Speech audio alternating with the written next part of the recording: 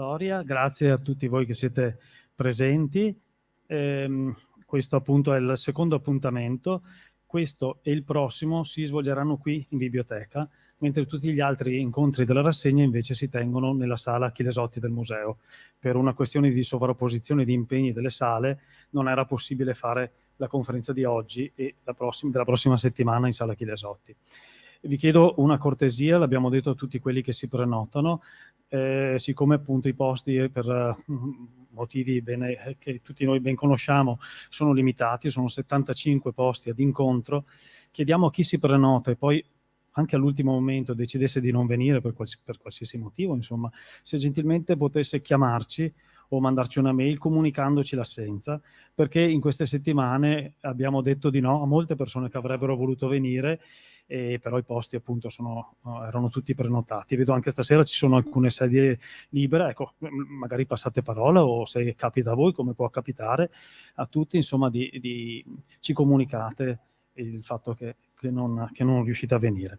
Allora, detto questo, vi presento gli ospiti, che sono il senatore Pietro Fabris, credo che non abbia bisogno di presentazioni, è qui perché è presidente del Comitato per la Storia di Bassano, il comitato che da moltissimi anni lavora attorno alla storia della città e che ha curato molte pubblicazioni, l'ultima delle quali, quella che viene presentata stasera, ma prima ancora avrete forse presente i 3 volumi davvero ponderosi sulla storia della città, sulla storia di Bassano.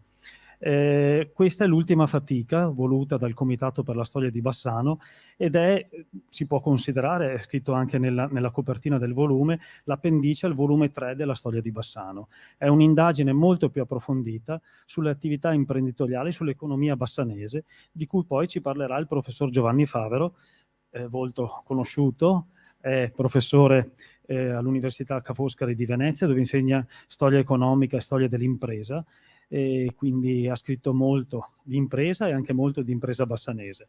Tutti noi ricordiamo i 2 volumi dedicati alla storia delle smalterie, che hanno gettato le basi per una storia, per una descrizione approfondita di un'attività come quella delle smalterie che ha segnato gli anni del Novecento a Bassano. Lascio subito la parola al senatore Fabris e vi ringrazio e ringrazio naturalmente loro.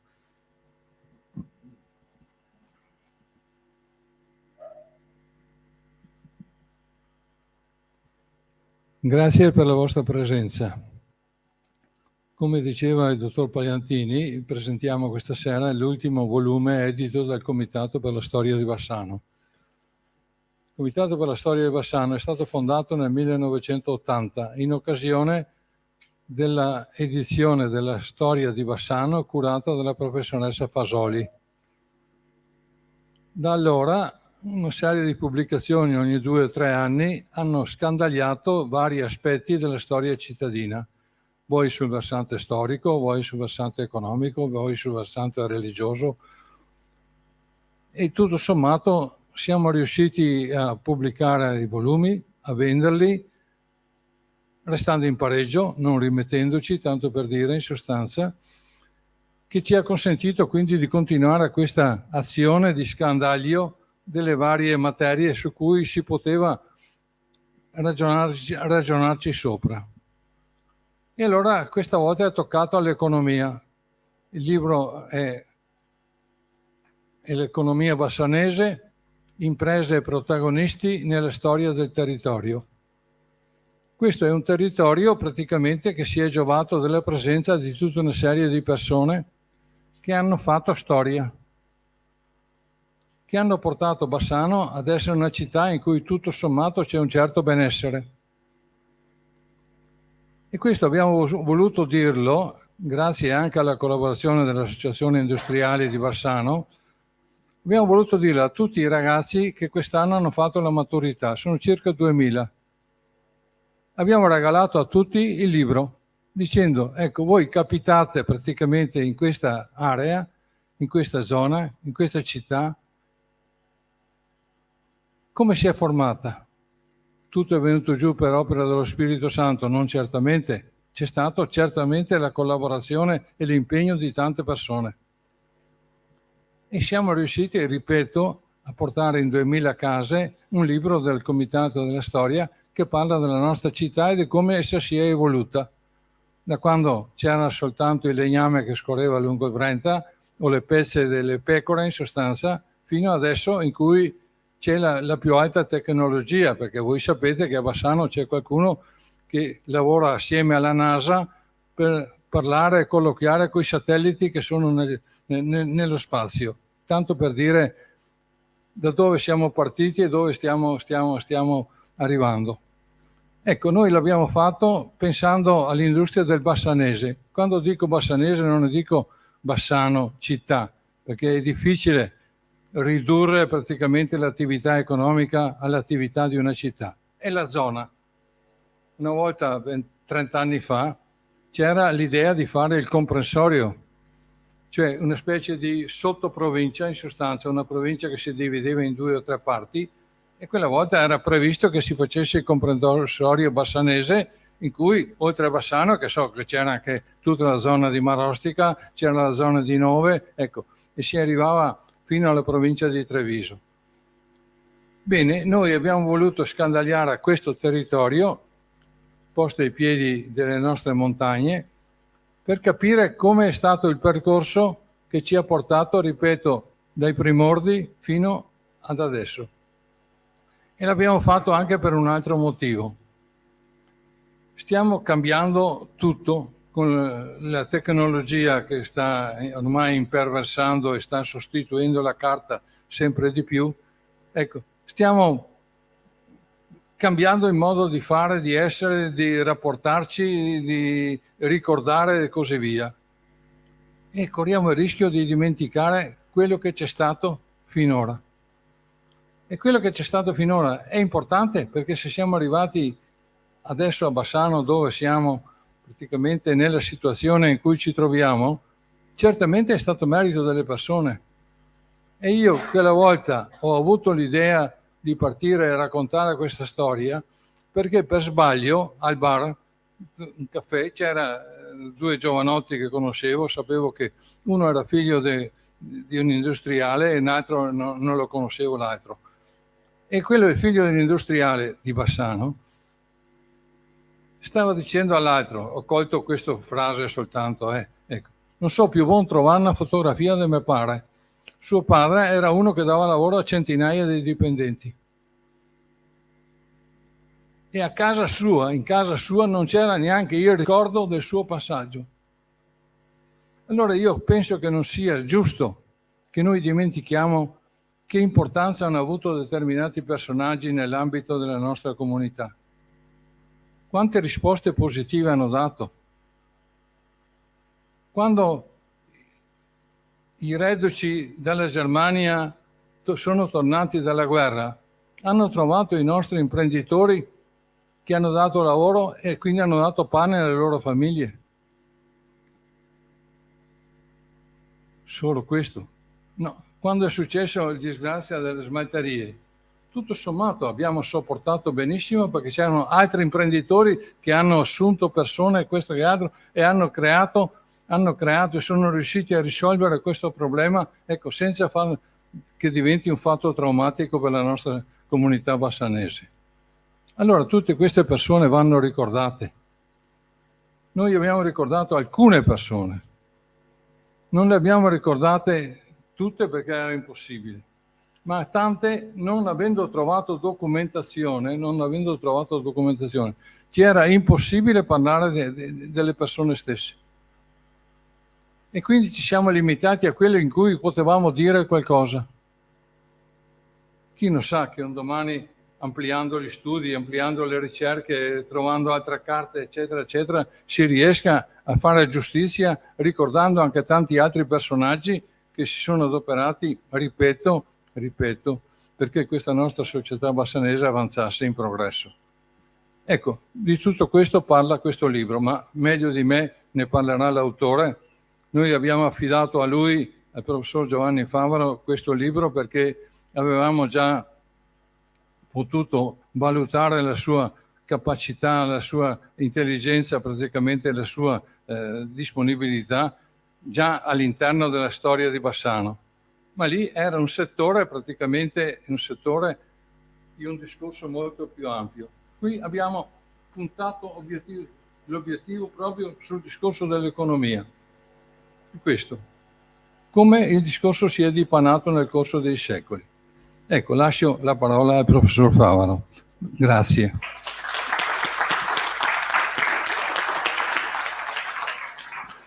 Grazie. Allora, grazie per l'ospitalità nella biblioteca, per la presentazione di questo libro e come ha appena detto il senatore, questo libro è in realtà un primo risultato provvisorio di una ricerca che, volendo, può essere molto più ampia sulle moltissime iniziative imprenditoriali che passo dopo passo hanno materialmente costruito lo sviluppo economico del territorio bassanese. Il libro è costruito in due parti sovrapposte, in sostanza. C'è un filo conduttore che è la crescita economica e gli eventi storici che l'accompagnano dalla nascita della città nel 999 a oggi. Naturalmente, a mano che ci avviciniamo all'oggi, le informazioni diventano più dense e il racconto si fa più dettagliato. A questo racconto si sovrappongono dei riquadri dedicati alle vicende biografiche di industriali, artigiani, commercianti, ma anche abbiamo inserito altri imprenditori che sono albergatori, dirigenti d'azienda, persino artisti. Naturalmente l'idea era di seguire gli imprenditori, ma quasi nessuno fa tutto da solo. Quindi è stato molto spesso necessario allargare lo sguardo a più generazioni di famiglie imprenditoriali, quello è un albero genealogico, o a gruppi di soci, di colleghi, in alcuni casi scendendo anche a vedere cosa fanno le maestranze. Lì è un gruppo della Villiers Triestina, società che chiude alla fine degli anni 40, e quelli sono i dirigenti, il gruppo dirigente delle smalterie, che essendo un'azienda grande era gestita di fatto da manager più che da imprenditori. Purtroppo, come già si diceva, è stato inevitabile lasciar fuori molti protagonisti anche importanti, di cui si conoscevo l'importanza per la storia di Bassano, non solo perché non si potevano mettere tutti, avevamo deciso di fare 20, siamo arrivati a 25 riquadri, ma anche perché è stato davvero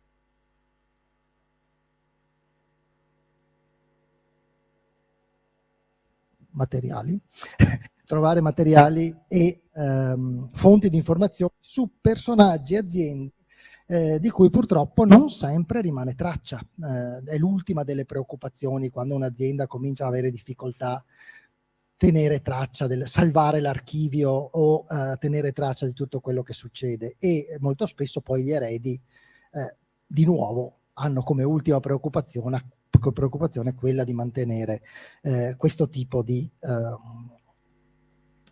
in mente questo tipo di eventi. Quindi si è trattato davvero di raccogliere quel che c'era in termini di documenti, più spesso di scritti già pubblicati e quindi che già avevano fatto tesoro, spesso di testimonianze di persone che non c'erano più, e a volte di testimonianze dirette di figli o nipoti delle persone di cui si è raccontata la storia.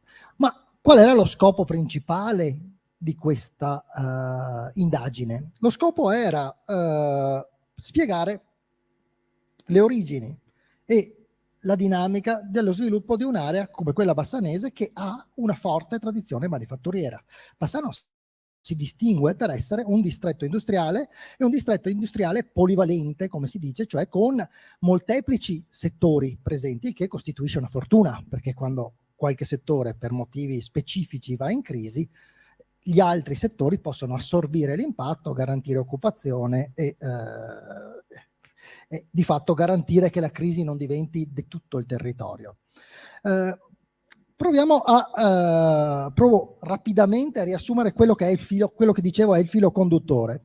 Bassano è stato snodo di commerci fin dalla sua nascita, di fatto fin dal Medioevo. Nasce come città di confine tra due giurisdizioni, e quindi il castello ha quella motivazione difensiva, ma subito al castello si affianca, subito, parliamo di distanze di secoli, ma dopo un paio di secoli dalla fondazione, il ponte si affianca al castello perché Bassano sta in una posizione strategica geografica.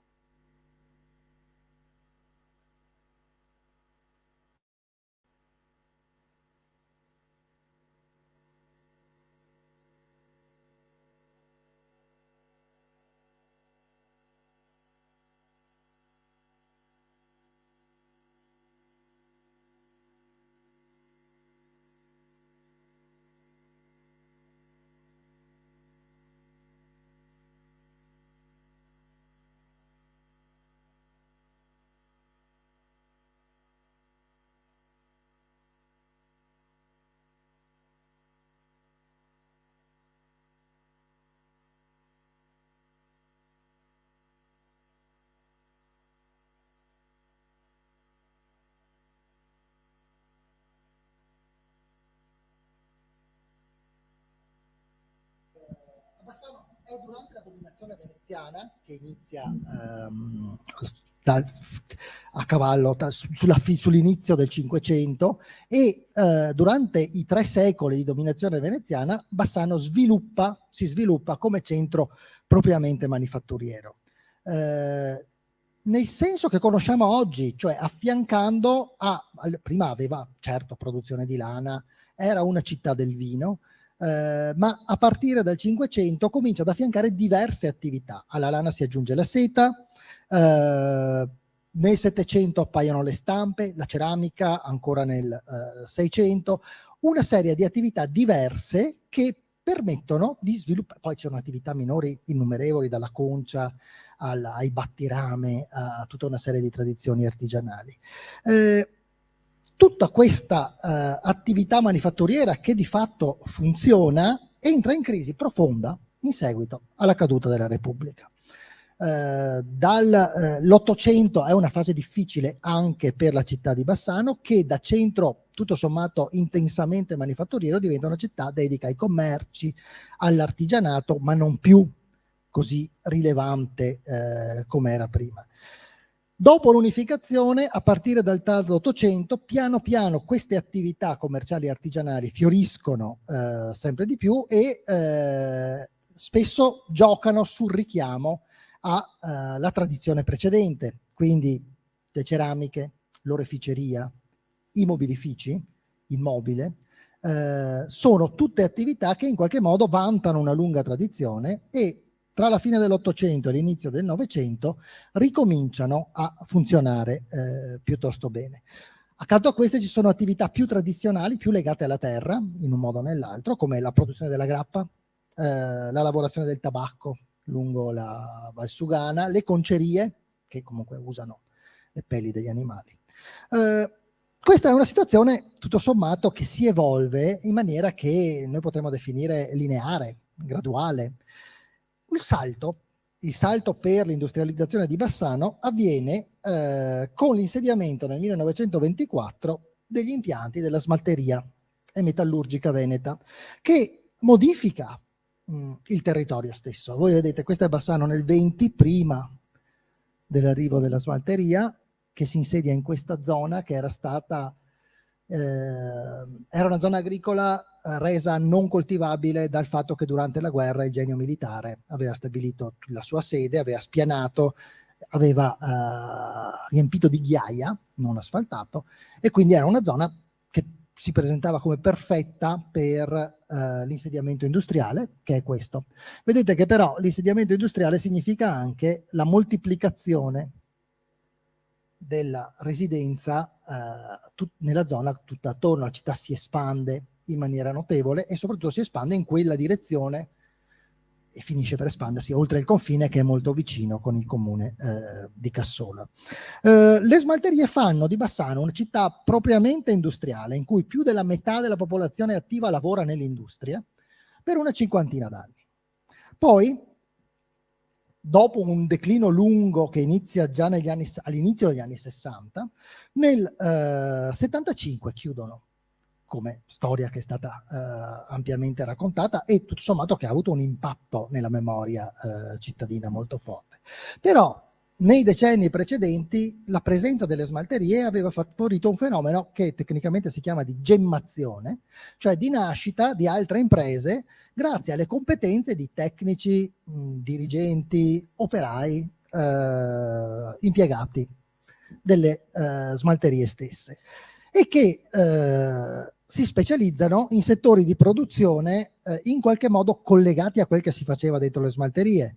Da un lato beni per la casa, cucine soprattutto, dall'altro, oppure serrande, piuttosto che qualsiasi cosa che vada bene per si adatti all'espansione edilizia, e macchine e utensili, macchinari, perché le smalterie erano un'azienda meccanica che in buona parte aveva capacità meccaniche al suo interno, aveva meccanici capaci di riparare e volendo di costruire macchinari, con una specializzazione poi nello stampaggio di oggetti metallici e quindi poi nella produzione di stampi, che diventa essenziale nella fase di forte sviluppo del miracolo economico. Grazie a questa serie di aziende che nascono nei decenni precedenti, l'improvvisa chiusura nel Natale del 75 delle smalterie può essere superata in maniera relativamente indolore se si guarda alla distanza, cioè se si guarda 2 o 3 anni dopo, tutto sommato lo shock è stato assorbito piuttosto bene, grazie a un fenomeno che è di fatto una metamorfosi di quella città industriale e che naturalmente la chiusura delle smalterie finisce per accelerare. In che senso una metamorfosi? Fino al 75 più o meno Bassano resta, dicevo, una città industriale. Non solo le smalterie, ma anche molte altre attività hanno sede dentro la città. A partire dagli anni 70 inizia una politica di costruzione di zone industriali che, giocoforza, sono spesso o nelle frazioni o nei comuni del circondario bassanese, dove vanno a insediarsi, molto per necessità di espansione, quelle aziende che erano nate. E di Bassano, di conseguenza, la città diventa centro di servizi, anche di direzione, di un distretto industriale che si allarga. Ed è questo il motivo per cui alla fine abbiamo deciso di scegliere l'area bassanese come ambito e non la città, anche se per l'età medievale e moderna tutto sommato ha senso puntare invece sul comune di Bassano come area di interesse. Quindi l'ambito si allarga e devo dire da un punto di vista proprio funzionale continua ad allargarsi. Se noi guardiamo i censimenti Istat che misurano i sistemi locali del lavoro, cioè gli ambiti in cui la gente pendola da casa al lavoro all'interno della stessa zona, l'area in cui è inserita Bassano si è venuta allargando nel corso degli ultimi 30 anni e di fatto ha raddoppiato la sua superficie, allargandosi fino ad Asolo, a Caselle d'Asolo, verso Treviso, oltre Breganze dall'altra parte. Quindi queste zone, anche se amministrativamente sono molto fisse, nella realtà economica invece mutano, cambiano e molto probabilmente cambieranno ancora grazie ai cambiamenti che stanno avvenendo. Allora, questa storia ci pone molte domande. Grazie.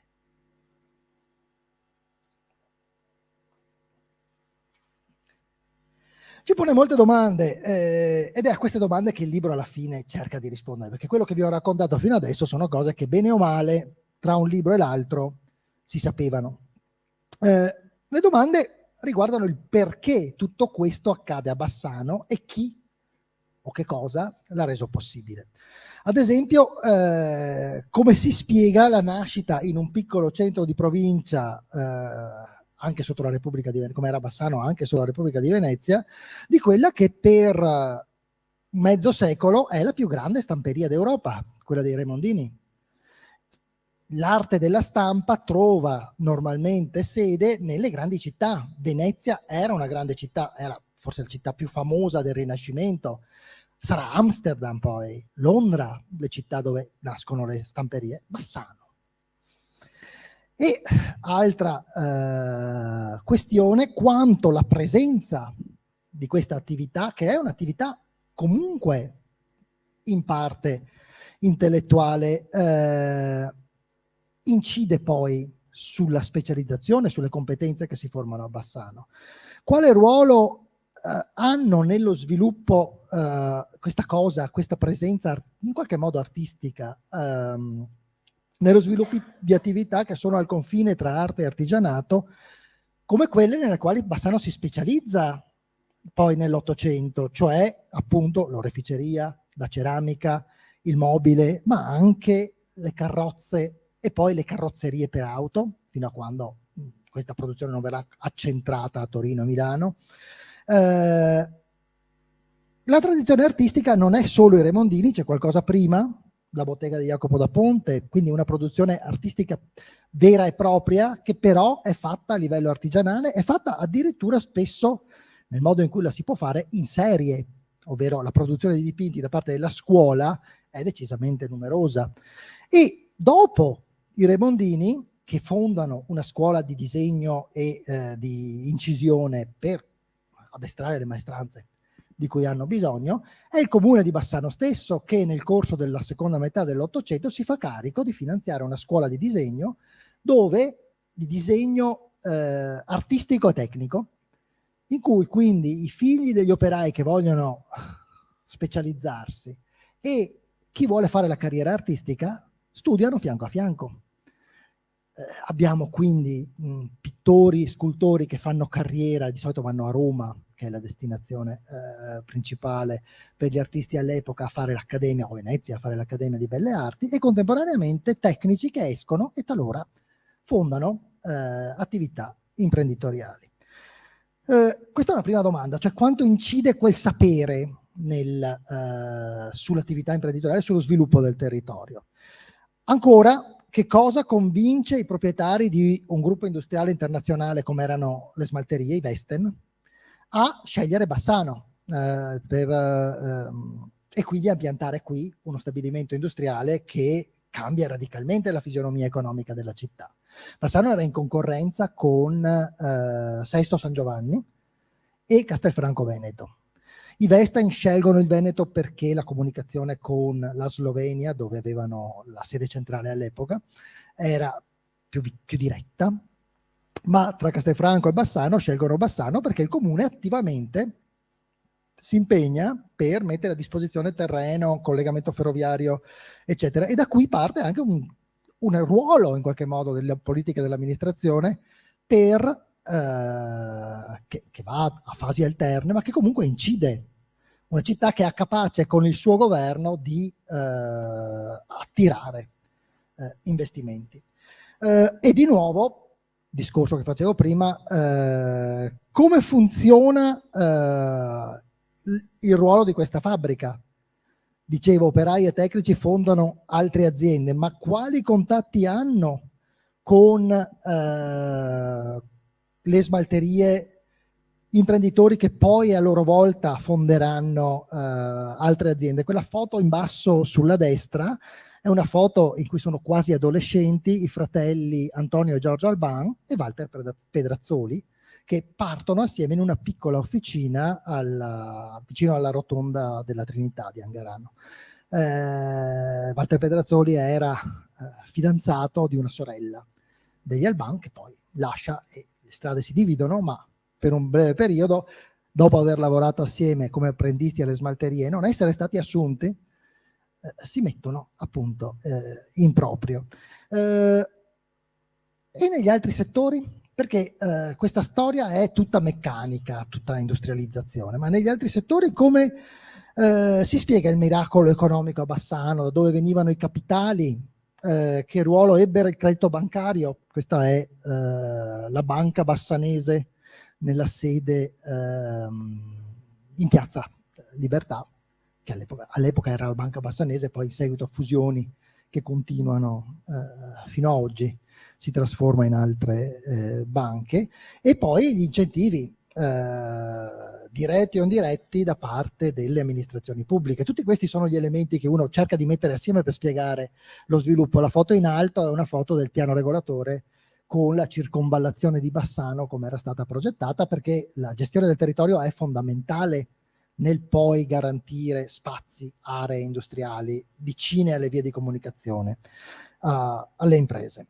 E ultimo dei problemi, quindi ho fatto un bel elenco di domande, ultimo dei problemi è la nascita di questo distretto industriale polivalente che va collocata nel quadro dei rapporti tra la città di Bassano e i comuni del suo comprensorio. Quale influenza esercita appunto la gestione del territorio nello sviluppo di un distretto in cui gioca collaborazione, ma gioca anche la competizione tra aziende e tra comunità, territori? Le domande sono, come capite, parecchie, e per rispondere a queste domande il libro propone, come dicevo prima, di incrociare una ricostruzione molto dettagliata della storia economica locale con lo studio di alcune tra le vicende imprenditoriali più documentate. Per quel che riguarda il quadro generale, io devo anche dichiarare i miei debiti, cioè ci sono molte ricerche storiche precedenti, spesso concentrate su aspetti parziali, ma comunque utili, e ci sono poi i dati forniti dai censimenti dell'industria soprattutto, oltre a quelli della popolazione, e da altre indagini condotte a livello locale. Il libro si colloca nella scia appunto della storia di Bassano, ma anche delle storie di Bassano che sono state pubblicate precedentemente. Le principali tappe sono appunto Gina Fasoli nell'80, ma ancora prima, 100 anni prima, Ottone Brentari con la sua storia di Bassano. Abbiamo dei punti fermi e delle cose magari da mettere in discussione, ma come dire, che tutti gli storici sanno.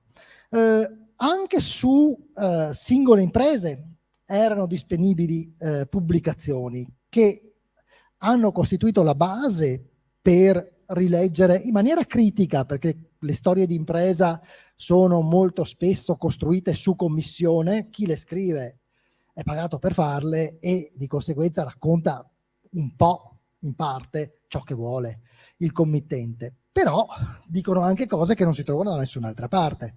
Quindi vanno lette in maniera critica, ma vanno lette e interpretate. A queste si affiancano biografie ricostruite sulla base di testimonianze, spesso molto vivide, di familiari e di collaboratori, che mi hanno anche messo a disposizione documenti e scritti dei protagonisti di queste brevi storie di impresa, perché poi avevamo deciso di limitarci a 2 pagine per ciascun profilo. Allora, quel che emerge come più interessante dal punto di vista dell'interpretazione, al di là delle risposte alle domande di cui possiamo parlare nella fase di dibattito o che trovate tranquillamente all'interno del libro, oppure nella conclusione se uno vuole il riassunto, diciamo. Cos'è che emerge più importante? È il contrasto. Affiancare queste 2 storie, la storia generale e le vicende dei singoli imprenditori, fa vedere qualcosa che di solito non si vede. Cioè il senso che comunemente a livello generale viene attribuito a quello che sta succedendo, che sia la Prima Guerra Mondiale piuttosto che la crisi delle smalterie, e l'interpretazione di solito diversa che ne danno questi protagonisti, che emerge spesso dalla loro stessa voce, dai loro appunti, dai loro scritti, e questa voce risuona nitida e mette in evidenza come fare l'imprenditore, avere la capacità di cambiare il mondo in cui si vive, è prima di tutto avere la capacità di vedere occasioni dove gli altri non ne vedono. Vedere situazioni che per gli altri sono statiche o addirittura di declino come il momento in cui si può agire, si può intervenire.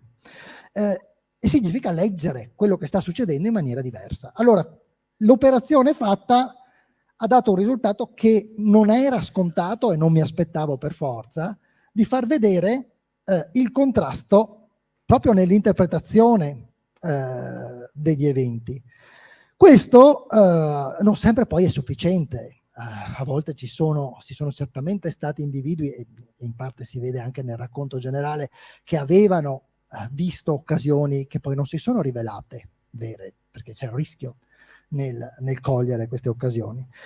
D'altra parte questo mette anche in evidenza l'importanza di elementi apparentemente lontani dalla storia economica, che è sempre percepita come piuttosto arida, bilanci, statistiche, e invece l'istruzione, ne parlavo prima per la scuola di disegno, la cultura, l'arte incidono e pesantemente in questa storia, e anche le relazioni sociali, la famiglia, l'amicizia, i sentimenti, gli sbandamenti di questi imprenditori che possono condurre a percorrere e aprire strade nuove. Mollo tutto, compresa la famiglia, ma contemporaneamente vado a fare qualcos'altro, metto su un'altra fabbrica piuttosto che parto con un nuovo tipo di attività.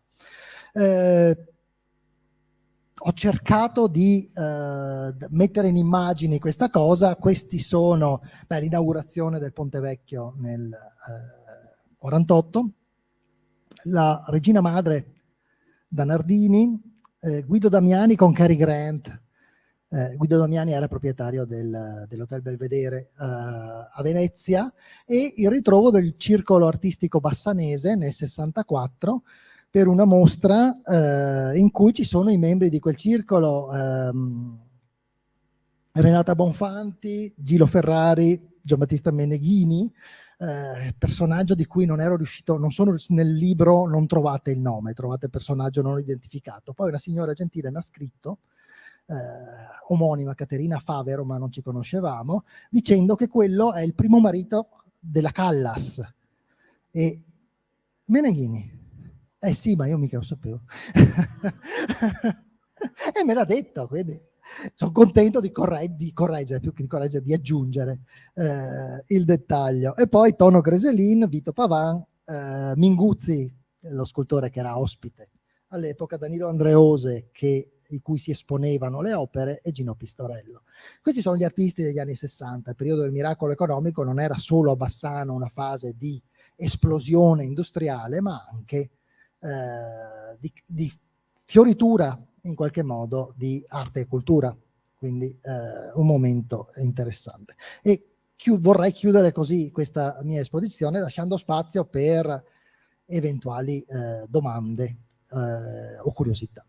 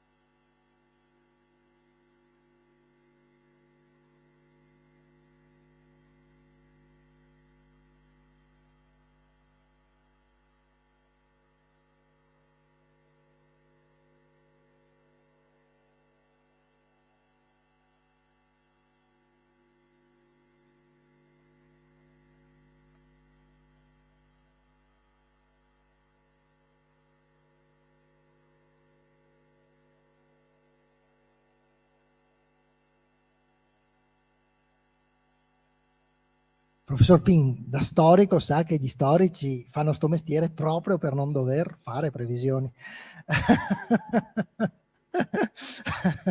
Però nel libro si è azzardato qualcosa, e quindi per onestà bisogna provare a rispondere. Siamo in un momento di fortissimo cambiamento, accelerato dalla pandemia recente.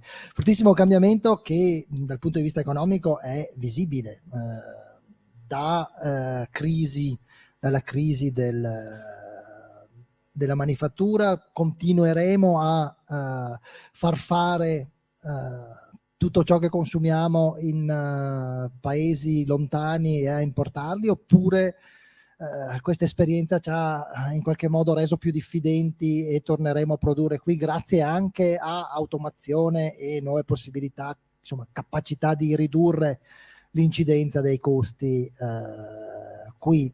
E questa è una domanda generale che vale probabilmente per tutta l'Europa e tutti i paesi sviluppati.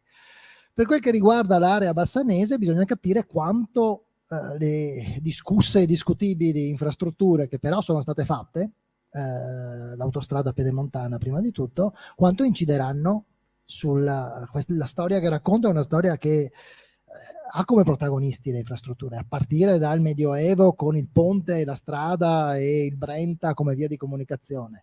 Non è indifferente. Allora, le tariffe saranno alte, tutto quello che si vuole, però certo, dal punto di vista della circolazione delle merci, questo sposta l'asse verso Bassano. Se davvero l'autostrada verrà continuata o si costruirà un asse che arriva fino a Trento da Vicenza, Bassano diventerà molto più vicina alla via per il nord Europa, e se questa autostrada alla fine diventerà più accessibile, quel distretto che dicevo si stava già allargando, quel sistema locale del lavoro, il distretto industriale che si stava allargando, finirà davvero per allargarsi. Potrebbe essere il corridoio della pedemontana ed essere, di fatto si potrebbe specializzare o usare come residenza un luogo e andare a lavorare in un altro, abitare a Schio e lavorare a Bassano piuttosto che a Montebelluna. Cioè, la via di comunicazione veloce favorisce anche questo tipo di allargamento dell'area. Quel che manca è forse un centro nel senso di urbano, ma anche un centro capace di fare sistema. Manca nella zona pedemontana, manca in Veneto in generale. Non si tratta solo di avere un centro decisionale, di avere un luogo in cui si tirano le fila, si forniscono servizi di livello più alto, quel che Milano fa per la Lombardia e anche per noi in questo momento. Quindi questo è l'altro aspetto. E poi abbiamo gli esiti che la pandemia ha accelerato della transizione tecnologica. Quindi Bassano è una città che dagli anni 80, dalla crisi delle smalterie, si è specializzata nei servizi, ma non solo nei servizi alle imprese, anche nel commercio. E il commercio è direttamente minacciato dalla digitalizzazione. Quanto vivranno sti negozi? Ne abbiamo visti chiudere e riaprire parecchi negli ultimi 10 anni.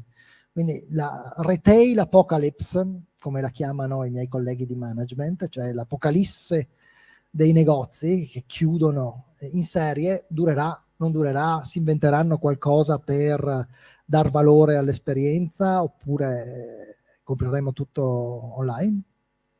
Queste sono un po' le domande che ho provato a pormi. Poi dal punto di vista della produzione, Bassano ha saputo stare al passo, quindi abbiamo produzioni che sono sulla frontiera tecnologica, naturalmente specializzati nel piccolo. Quando i ragazzi vogliono studiano per l'impresa digitale e dicono voglio fare la nuova Facebook o la nuova Google, purtroppo questo non è possibile. Quelli è come un'industria automobilistica. Non la fai in un posto piccolo e non la fai a partire dal piccolo, ormai è grossa, le barriere all'entrata tecnicamente parlando sono alte, quindi sono nicchie quelle in cui ci si specializza, ma sono nicchie importanti. E poi c'è il grosso problema della sostenibilità e della svolta ecologica. Lì noi abbiamo un'esperienza più negativa di altri posti. Abbiamo costruito il nostro benessere sul consumo di territorio. Cioè abbiamo fatto case e capannoni così tanto negli anni 50 e 60 che già negli anni 70 non si passava più con la strada e non si è riusciti a fare la strada. Allora questa cosa non è più davvero sostenibile, ma in tutti i sensi, non solo nel senso ambientale, sociale, persino economico. però bisogna trovare un modo per farla lo stesso. Quindi questi sono i grossi problemi, però sono problemi.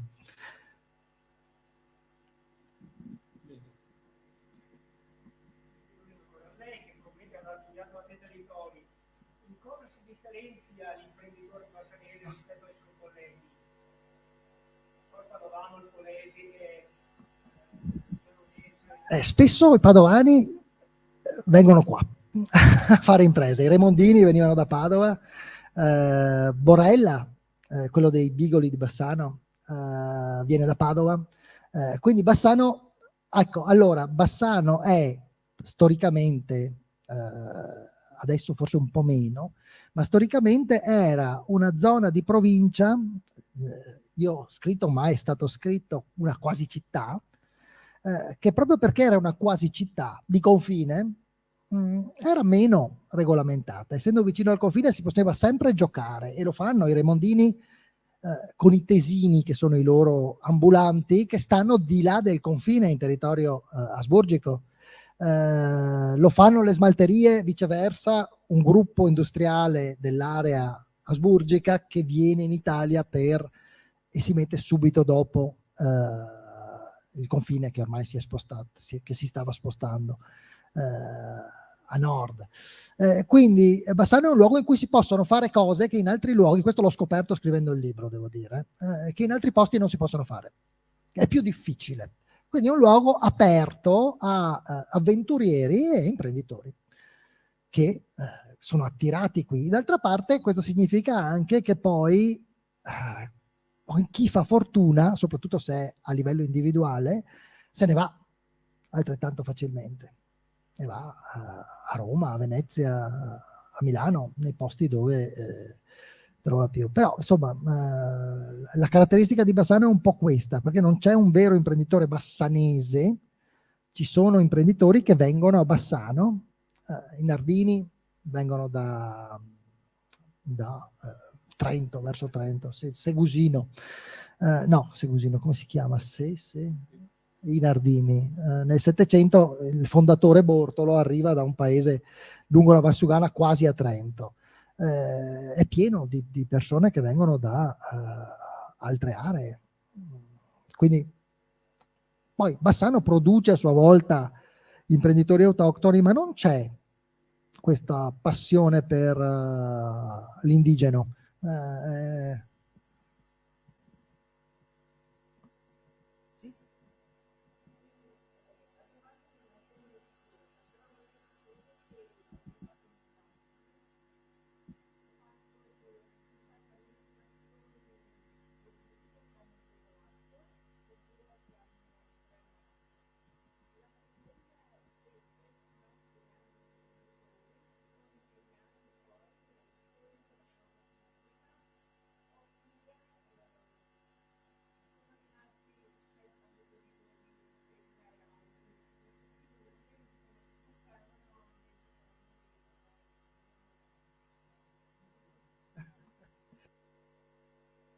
Amministrazioni abbiamo, nel libro c'è una storia, ma era stata in parte raccontata prima. Cioè noi abbiamo, diciamo, dalla prima guerra mondiale, l'amministrazione, c'è una fase di ritorno, già ancora prima della guerra mondiale c'è una fase di disoccupazione che esplode perché gli emigranti non possono più emigrare, soprattutto dalla Valsugana, e quindi si crea un problema di disoccupazione che la guerra cancella, ma che riappare dopo la fine della guerra, assieme a proteste contadine che non sono mai state così forti. Il fascismo spiana tutto questo, lo reprime. Lo squadrismo fascista erano soprattutto associazioni cattoliche. Bassano non ha un biennio rosso, ma un biennio bianco. Però l'amministrazione in qualche modo ragiona sul fatto che vabbè, abbiamo represso, ma dobbiamo anche dare qualcosa, e si sforza di far arrivare gli investimenti delle smalterie. Cioè tutti gli incentivi dati costano al comune e sono fatti perché si sa che c'è bisogno di lavoro. Quindi, poi durante il periodo fascista il lavoro non è un problema perché Bassano ha le smalterie in qualche modo, e le amministrazioni del dopoguerra vivono inizialmente un po' sull'onda di questo, quindi lasciano che lo sviluppo sia spontaneo. Tra l'altro lo lasciano andare spontaneo un po' a lungo, come dicevo, appunto lo sviluppo, ma non solo a Bassano, in tutto il Veneto, è uno sviluppo che si nutre di consumo del territorio e quindi forse lì si poteva regolare prima, però quel che è fatto è fatto, e a un certo punto quando questo sviluppo entra in crisi, l'amministrazione sa intervenire, perché nel momento della crisi delle smalterie non c'è solo l'imprenditoria che assume, c'è anche la cosa pubblica, dall'amministrazione municipale allo Stato, che si fa carico di trovare qualcuno che compri le smalterie, come il senatore Fabris sa bene, perché l'ha fatto, l'ha vissuto direttamente. Poi da allora di nuovo le cose diventano un po' più facili, perché la città dei commerci e dei servizi si sviluppa in qualche modo perché c'è domanda da tutto il distretto di quel tipo di commerci e di servizi, con una riorganizzazione anche del territorio che costruisce anche una città dove è piacevole venire. Bassano anche costituisce anche un'attrazione. Per un periodo si è detto che Bassano è la città dei commercianti. Ora lo è meno, perché il commercio stesso è in difficoltà, però quindi ci sono amministrazioni che hanno agito più o meno. Non mi sono avvicinato così tanto al presente da poter parlare male o bene di chi è in carica, e gli imprenditori si sono occupati della cosa pubblica, alcuni a modo loro. I Remondini, le smalterie hanno finanziato scuole interne e scuole esterne, l'avviamento per le smalterie, costruendo capacità. Più raro che si siano impegnati in politica. Qualche manager delle smalterie è stato assessore nella giunta comunale in fasi diverse negli anni 70, inizio anni 70 e poi più di recente negli anni 90. Ma sì, abbiamo degli imprenditori che sono impegnati nella loro zona, che è nell'ambito bassanese ma non nel comune di Bassano, come i Fontana, la cui vicenda è raccontata nel libro, che sono stati i due fratelli sindaci di Vastagna e San Nazario, in alternanza in sostanza. Quindi sì, c'è un impegno nella cosa pubblica. Anche Adriano Visentin è stato assessore a Rosà, quindi c'è un impegno, non è un impegno così eclatante e visibile, ma forse va anche bene una divisione dei ruoli. Voglio dire, non è... Se poi la domanda invece intendeva dire quanto oltre a fare i profitti per la propria azienda hanno costruito anche qualcosa, i personaggi di cui racconto in qualche modo hanno costruito. Ci sono anche i pirati, naturalmente, che prendono e scappano. Ma questo, come dire, è un po' inevitabile.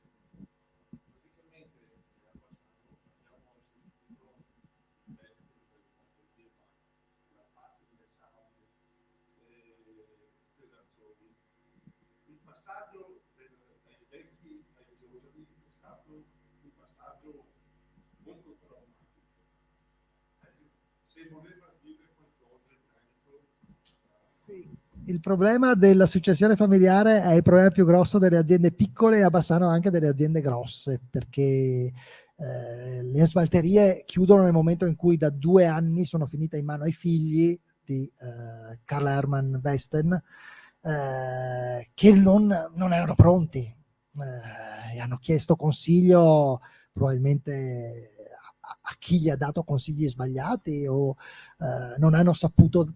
Il momento era difficile, crisi petrolifera, però c'è stato Agnesina, è stato abbastanza simile. E qual era l'altro caso? La Pedrazzoli anche ha fatto fatica a fare la successione familiare. Il problema, La mia esperienza è diretta, diciamo, da autore.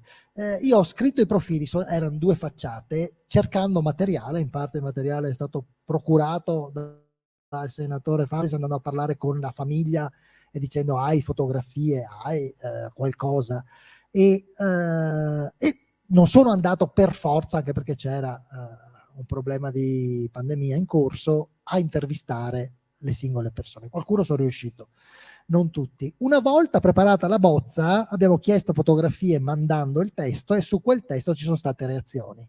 Io ho avuto 5-6 famiglie che mi hanno detto no, qui non va bene, bisogna cambiare, in parte perché semplicemente l'informazione era inesatta, succede, però di solito per questioni di opportunità su quel che veniva detto dal punto di vista della famiglia. Non gli interessava niente di fatturati, profitti, l'azienda va bene, l'azienda va male, no, quel membro della famiglia, quello zio era importante, questa storia è stata raccontata tenendo fuori quest'altro fratello che invece ha fatto molto, questo invece non ha fatto niente. Quindi la questione famiglia per le imprese locali è cruciale e ne segna il successo o il fallimento.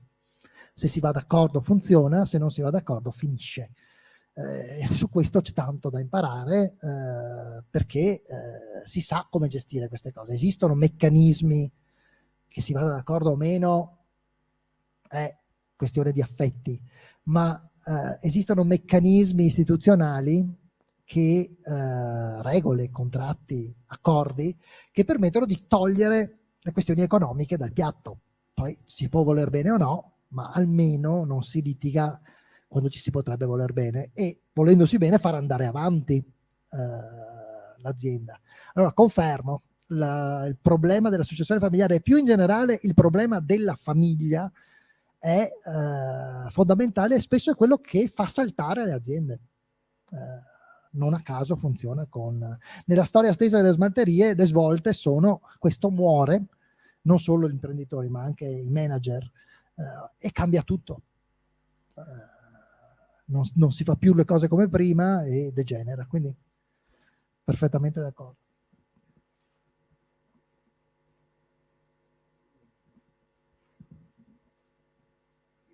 Bene, mi pare che non ci sia nessun altro che chiede la parola, quindi vi ringrazio di essere stati presenti, di essere stati con noi per questa chiacchierata.